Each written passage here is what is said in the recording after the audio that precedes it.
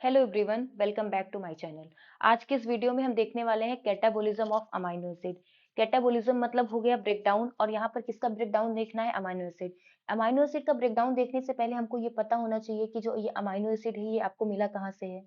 जब food intake आप करते हैं तो उसमें आपके डिफरेंट टाइप के मैक्रो न्यूट्रिएंट्स और माइक्रो न्यूट्रिएंट्स होते हैं। तो उसमें से एक मैक्रो न्यूट्रिएंट होता है जिसका नाम है प्रोटीन। जब प्रोटीन का डिग्रेडेशन होता है तब आपको मिलता है अमाइनो एसिड। तो ठीक है, स्टार्ट करते हैं अमाइनो एसिड। अमाइनो एसिड के कैटाबोलिज्म में क्या होगा? यहाँ पर क्या होता है, जो आपका अमाइनो एसिड है इसको इसका ब्रेक डाउन किया जाता है और इस ग्रुप को अलग कर दिया जाता है, अमाइनो ग्रुप को। और जो आपका ये बचता है इसको हम बोलते हैं कार्बन स्केलेटन या कीटो एसिड। तो जो एक्सेस अमाइनो एसिड होती है, हम उसको क्या करते हैं, एक्सक्रीट आउट कराएंगे। और जो कार्बन स्केलेटन है उसको हम यूज कर लेंगे एटीपी के लिए या फिर किसी और प्रोडक्ट बनाने के लिए, ठीक है, या फिर डायरेक्ट ग्लूकोज बनाने के लिए। Next point, no site for amino acid storage in cell. जैसा कि आपने देखा है कि ग्लाइकोजन जो होता है वो कार्बोहाइड्रेट का स्टोरेज फॉर्म है, ट्राइग्लिसराइड जो है आपके फैट का स्टोरेज फॉर्म है, लेकिन अमाइनो एसिड का कोई भी डेडिकेटेड स्टोरेज फॉर्म नहीं होता है कि हम उसको स्टोर कर लें। मतलब प्रोटीन को हम स्टोर कर लें in the form of amino acid, ऐसा नहीं होता है। तो क्या करेंगे हम, इसको करते क्यों हैं फिर? ये आपकी बॉडी में करेगा क्या अमाइनो एसिड? अमाइनो एसिड की हम डायरेक्ट क्या कराने लगते हैं इमीडिएटली, प्रोटीन सिंथेसिस के लिए यूज कर लेंगे, एनर्जी प्रोडक्शन के लिए यूज कर लेंगे, नाइट्रोजन मेटाबॉलिज्म के लिए यूज कर लेंगे, लेकिन इसका स्टोरेज नहीं कराएंगे। और ये जो रिएक्शन मेनली आपका कैटाबॉलिज्म होता है वो होता है लिवर में। और पर्पस क्या हुआ? एटीपी को जनरेट करना, ग्लूकोजेनिक या कीटोजेनिक सबस्ट्रेट को बनाना, या एलिमिनेट कर देना नाइट्रोजन एस यूरिया। ये तीनों पॉइंट मैं आपको आगे बताऊंगी ये क्यों लिखा है, ठीक है। कहाँ से एटीपी मिलेगी, कैसे आपको ग्लूकोजेनिक या कीटोजेनिक सबस्ट्रेट मिलेंगे, या फिर एलिमिनेट कैसे करेंगे हम नाइट्रोजन को एज यूरिया फॉर्म। अब आते हैं steps of amino acid catabolism. Amino acid catabolism में आपके 4 स्टेप होते हैं: transamination, oxidative deamination, formation of urea from urea cycle, and the last one is conversion of amino acid carbon skeleton to common metabolites, जिसको हम लोग keto acid भी बोल रहे हैं। अगर सपोज करिए आपने प्रोटीन को लिया और उसका ब्रेक डाउन होने के बाद, मतलब after the digestion of the protein you will get the amino acid. Amino acid आपको मिल गया। अमाइनो एसिड के बाद आपको जो उसका कार्बन, अगर उसके ग्रुप को देखें तो उसमें से हमने अमाइनो ग्रुप को हटा दिया तो बच गया कार्बन स्केलेटन। ये जो अमाइनो ग्रुप है इसका फेट क्या हो सकता है? या तो इसको हम लोग क्या करें, किसी बायोसिंथेसिस ऑफ अमाइनो एसिड, किसी दूसरे अमाइनो एसिड की सिंथेसिस में यूज कर लें, या न्यूक्लियोटाइड में यूज कर लें, या बायोलॉजिकल अमीन बनाने में यूज कर लें। और मान लीजिए ये सारे काम हो चुके हैं, इसमें जरूरत नहीं है, तो एक्सेस हो गया है, तो एक्सेस को क्या करेंगे, हम लोग भेज देंगे यूरिया साइकिल में और वो यूरिया के फॉर्म में एक्सक्रीट आउट हो जाएगी। अब कार्बन स्केलेटन का क्या होगा? कार्बन स्केलेटन, जिसको हम लोग कीटो एसिड भी बोल रहे हैं, वो सिट्रिक एसिड साइकिल में जाएगा और वहां से एटीपी मिल जाएगी, या फिर से हम इस कार्बन स्केलेटन को ग्लूकोज में कन्वर्ट कर देंगे with the help of process gluconeogenesis. अब आते हैं ट्रांसएमाइनेशन। ये तो समझ आ गया होगा ना, ये ओवरव्यू है कि कैसे क्या फेट हो सकता है, कार्बन स्केलेटन कहाँ जा सकता है, या अमाइनो एसिड्स का जो अमाइनो ग्रुप है वो उसका फेट क्या होगा, या तो सिंथेसिस होगी या फिर यूरिया साइकिल में वो चला जाएगा। अब पहले स्टेप की बात करते हैं। जैसे कि आप नाम देख रहे हैं ट्रांसएमाइनेशन, तो यहाँ पर ट्रांसफर होगा अमाइनो ग्रुप का, और किस पे ट्रांसफर होगा? अमाइनो एसिड अपना अमाइनो ग्रुप दे देता है अल्फा कीटो ग्लूटरेट को। पहले रिएक्शन देखिए, रिएक्शन में क्या होगा, ये आपका अमाइनो एसिड है, जिस अमाइनो एसिड का आपको ब्रेक डाउन करना है वो रही ये अमाइनो एसिड। इसके अमाइनो ग्रुप को हम लोग ट्रांसफर करते हैं अल्फा कीटो ग्लूटरेट पे, तब ये जो बच जाता है ये क्या बचेगा? कार्बन स्केलेटन या कीटो एसिड। और ये अल्फा कीटो ग्लूटरेट कन्वर्ट हो जाएगा ग्लूटामेट में, ठीक है। तो हमें मिल गया इस अमाइनो एसिड से एक कीटो एसिड, और अल्फा कीटो ग्लूटरेट से मिल गया आपको ग्लूटामेट। सेम रिएक्शन ये लिखा है यहाँ पे कि जो आपका ट्रांसएमाइनेशन ये होगा कहाँ पर? साइटोसॉल या फिर mitochondria of the liver mostly, लेकिन ये आपके और भी सेल्स में हो सकता है। और प्रोडक्ट क्या बनेंगे, आपको क्या मिलेगा? ग्लूटामेट मिलेगा। और जो इस अमाइनो एसिड का हमने ब्रेक डाउन कराया है, जिसका अमाइनो ग्रुप हमने अल्फा कीटो ग्लूटरेट को दे दिया है, उसका क्या मिल जाएगा? अल्फा कीटो एसिड मिल जाएगा। एंजाइम अमाइनो ट्रांसफरेज या फिर ट्रांसएमाइनेज दोनों सेम है। और को फैक्टर इसके साथ कौन सा लगेगा? पायरिडॉक्सिल फॉस्फेट। इसको हम लोग B6 विटामिन B6 से लेते हैं।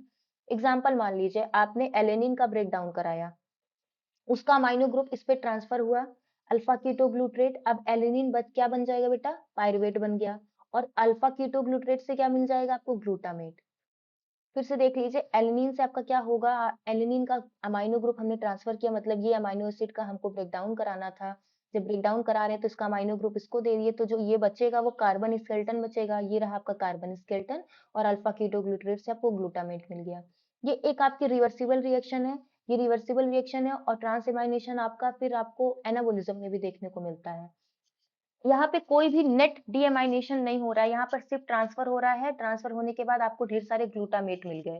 पहली रिएक्शन में आपको ग्लूटामेट मिल रहा है और साथ साथ आपको कीटो एसिड मिल गया, जिसको हम कार्बन स्केलेटन बोल रहे हैं। ये आपकी रिएक्शन रही।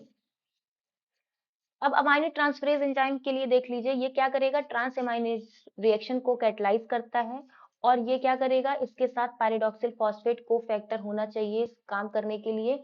ये एंजाइम साइटोप्लाज्म और माइटोकॉन्ड्रिया दोनों में पाया जाता है, और एनाबोलिज्म और कैटाबोलिज्म दोनों में देखने को मिलेगा।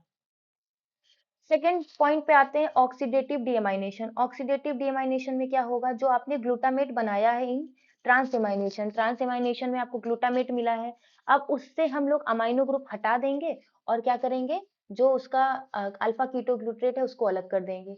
लेकिन ये ग्लूटामेट, मान लीजिए आपकी जो साइकिल चल रही थी वो किसी और सेल में चल रही थी, तो वहां से आपका ग्लूटामेट ब्लड के थ्रू पहुंच जाएगा आपके लिवर में। लिवर में पहुंचेगा तो वहां पर ग्लूटामेट को क्या करेंगे, उसके साइटोसॉल से माइटोकॉन्ड्रिया में ट्रांसपोर्ट करेंगे, और एंजाइम ग्लूटामेट डिहाइड्रोजिनेज के प्रेजेंस में उसको अल्फा कीटोग्लूट्रेट और फ्री अमोनिया रिलीज हो जाएगा।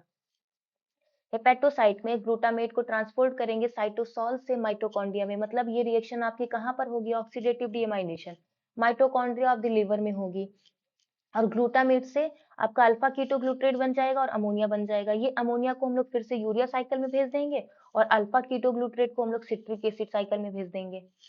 तो इस तरीके से जो अमाइनो एसिड का अमाइनो ग्रुप था वो रिलीज हो गया यहाँ पर, क्योंकि ग्लूटामेट उसका कैरियर था, ग्लूटामेट लेकर आया, और देखिए अमाइनो ग्रुप निकल गया, तो एक्सेस अमाइनो ग्रुप निकल जा रहे हैं।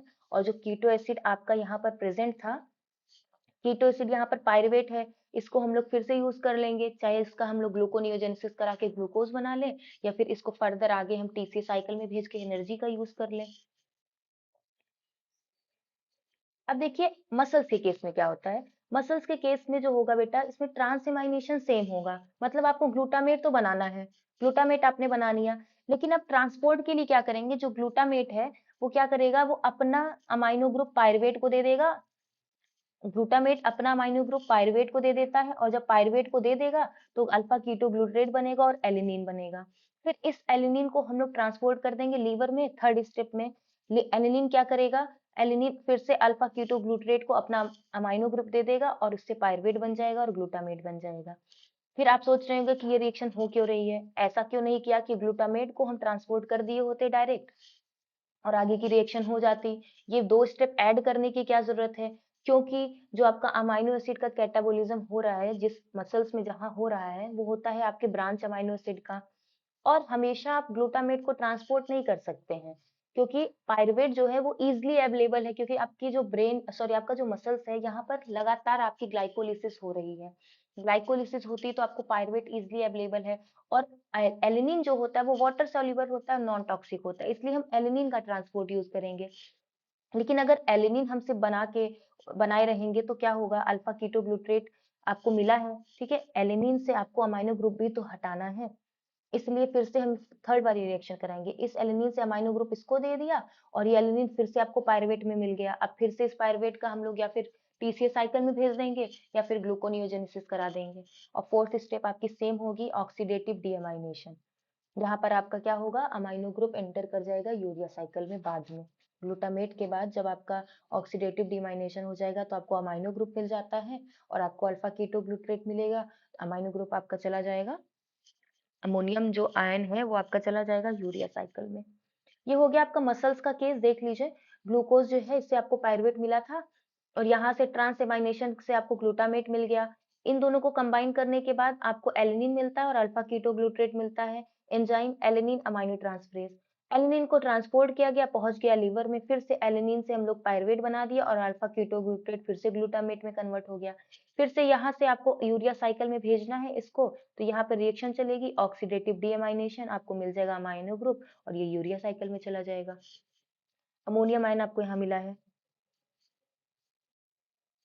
और ब्रेन का केस अब देखते हैं। ब्रेन के केस में भी ट्रांसएमाइनेशन सेम होगा, लेकिन वहां पर हम मसल्स के केस में एलिनिन बना रहे हैं, यहाँ ग्लूटामेट से ग्लूटामिन बनाएंगे। फिर ग्लूटामिन को हम लोग ट्रांसपोर्ट कर देंगे लिवर में। लिवर में जब ट्रांसपोर्ट होगा तो ग्लूटामिन से आपका ग्लूटामेट बन जाएगा, और फिर से ग्लूटामेट का आपका क्या हो जाएगा, ऑक्सीडेटिव डीएमाइनेशन, और आपको मिल जाएगा अल्फा कीटोग्लूट्रेट, और आपको मिल जाएगा अमोनियम आयन। फिर से ये यूरिया साइकिल में चला जाएगा, और अल्फा कीटोग्लूट्रेट को हम लोग टीसी साइकिल में भेज देंगे। तो दो केस आपको एक्स्ट्रा पढ़ने पड़े, एक ब्रेन का केस और एक मसल्स का केस। मसल्स में हमने क्या किया, एलिनिन बनाया, और यहाँ हम ग्लूटामिन बनाएंगे। यहाँ पर हम एलिनिन क्यों नहीं बना रहे हैं, इसलिए नहीं बना रहे हैं क्योंकि यहाँ पर आपका मेन रोल होता है न्यूरोट्रांसमीटर का। ग्लूटामेट आपका न्यूरोट्रांसमीटर है। अगर ग्लूटामेट का अमाउंट ज्यादा होने लगेगा तो आपके न्यूरोट्रांसमीटर ज्यादा बढ़ जाएंगे, और कुछ ना कुछ रिएक्शंस देखने को मिलेंगे, कुछ आपको मेटाबॉलिज्म देखने को मिलेगा। ठीक है, तो यहाँ पर क्या करेंगे, ग्लूटामेट वैसे एक्साइटरी आपका न्यूरोट्रांसमीटर में आता है, तो अगर वो हो जाएगा तो आपकी जो सेल्स हैं वो एक्साइट ज्यादा हो जाएंगी, इसलिए हम लोग ग्लूटामेट को नहीं यूज करेंगे। हम ग्लूटामेट को ग्लूटामिन में कन्वर्ट कर देंगे, फिर इसको ट्रांसपोर्ट करेंगे, फिर ग्लूटामेट बन जाएगा लिवर में। फिर इस ग्लूटामेट का क्या हो जाएगा, oxidative deamination in mitochondria of the liver, और आपको लास्ट में मिल जाएगा अमाइनो ग्रुप अमोनिया मिल जाएगा, जिसको आप अमोनिया बोल रहे हैं, और साथ साथ आपको मिलेगा अल्फा कीटोग्लूट्रेट। ये एक बार रिएक्शन देखिए, यहाँ पर देखिए क्या हुआ, ग्लूटामिन पहुंचा, ग्लूटामिन पहुंच गया, तो पहुंचने के बाद ये क्या हो रहा है, इसका ग्लूटामिन से आपको ग्लूटामेट मिल गया और फ्री अमोनिया रिलीज हो गई, और ग्लूटामेट से आपको फिर से ऑक्सीडेटिव डीमाइनेशन हुआ, अल्फा कीटोग्लूट्रेट मिल गया, और फ्री अमोनिया फिर से मिल गई। और ये अमोनिया कहाँ चली जाएगी, आपकी यूरिया साइकिल में चली जाएगी। ठीक है, आपने दो स्टेप पढ़ लिए, एक ट्रांसएमाइनेशन और एक रिडक्टिव डीएमाइनेशन। केस अलग अलग देख लिया, अब आपका पढ़ना है आपको यूरिया साइकिल। तो यूरिया साइकिल एक मिनट,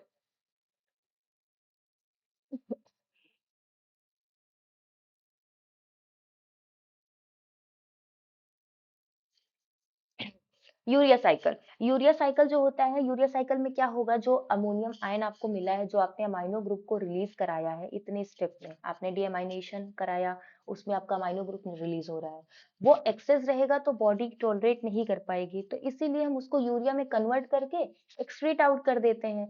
तो ये साइकिल बेटा चलती कहाँ है, लिवर में चलती है, और लिवर के माइटोकॉन्ड्रिया और साइटोसोल दोनों जगह चलेगी। माइटोकॉन्ड्रिया में दो स्टेप होती है और साइटोसोल में तीन स्टेप होगी, टोटल 5 स्टेप होती है, और इसमें टोटल 3 एटीपी का यूज होगा। मतलब एक यूरिया साइकिल में 5 स्टेप होती हैं, दो माइटोकॉन्ड्रिया में, तीन साइटोसोल में, और टोटल 3 एटीपी लगेगी। अब आते हैं पहली रिएक्शन।